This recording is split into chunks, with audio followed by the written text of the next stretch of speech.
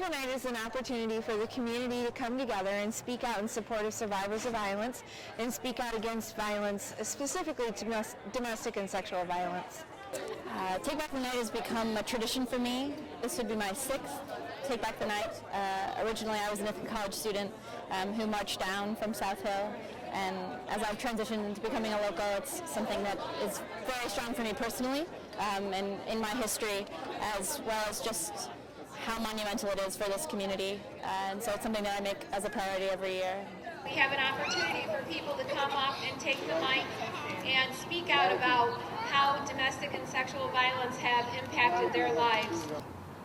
You see, as long as someone can cite that it was what I wore, what I drank, where I went that caused that rape to happen, then they themselves would be safe, because they weren't going to make the same choices I did. They weren't going to make my mistakes. And you know what? I could really get my head around that, because I was one of those people before I was a victim. You know? I wanted to believe that rape wasn't that random. And if you follow this whole preventative list, you know, you're going to park your car in a well-lit area, you're going to walk with your keys out, walk with purpose at night, then it's not going to happen to you. But what I didn't know at the time of my rape that I now know is that most rapes actually happen in a person's home by someone you know. So if I was going to follow a preventative tip sheet, it would only have 2 things on it. Don't go home, and don't let down your guard around someone you know or trust.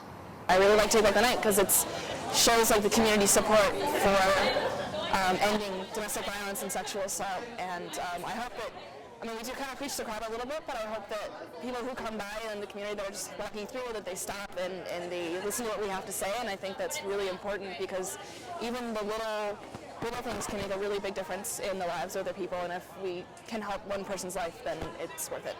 Thank you for helping me and my kids get through this time when no one else did. I felt ashamed in my abuser's hands, but now I have the strength about who I am. So now I can leave here with my head held high, because you have dried up all the tears in my eyes. So thank you again for what you have done, so me and my kids don't have to run. Thank you.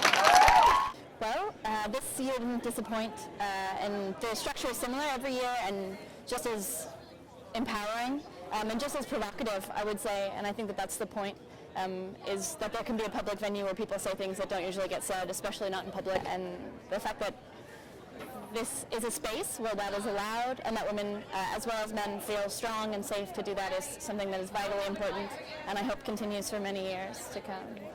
You know, I'm still crying through Lifetime movies and jumping when the toaster pops up. You know, I'm a hot mess. I just am. But I had to come here tonight for one thing.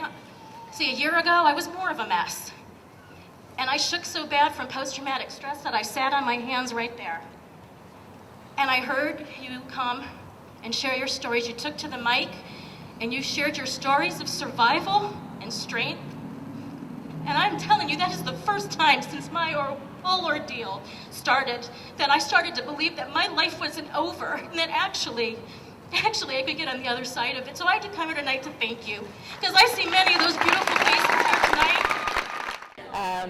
I don't know how you could not be impacted in really a strong way, and hopefully it'll grow, continue for the future, and it'll be safer, and that people will continue to speak out. I think that I was inspired. I was reminded that there's so much to give every day, and just to be open to. I think it'll show people in the community that it's okay to come out and speak to someone. It promotes the Advocacy Center, which is really, really big, because that can really help people who are in a tough situation. And I think that it really brings people together in a way that, on a very deep level, which is special. Well, I just hope that it starts conversations, because really that's the best way to prevent sexual and domestic violence is by talking about it and letting people know that it's not okay and that we as a community are not going to tolerate it. And so if every person that leaves here goes out and tells another person, you know, like Allison said when she was speaking, if you leave here and you tell people where you were tonight, then that's going to start a conversation. And there is a ripple effect. You know, there's a ripple effect to rape culture, but there's also a ripple effect to doing things right. There were definitely a lot more people here than last year, and it was really awesome when we all got out into the circle. I was like, wow, there's so many people here. Like, there was a lot of people last year, but this year, like, it was noticeably different. So it was really encouraging to see, even like every year, there's like more and more support for it. And this is only my second year, but I'm hoping that trend continues because I think it's really great. Like, I really like coming. It's a little emotional, but I still like to come out.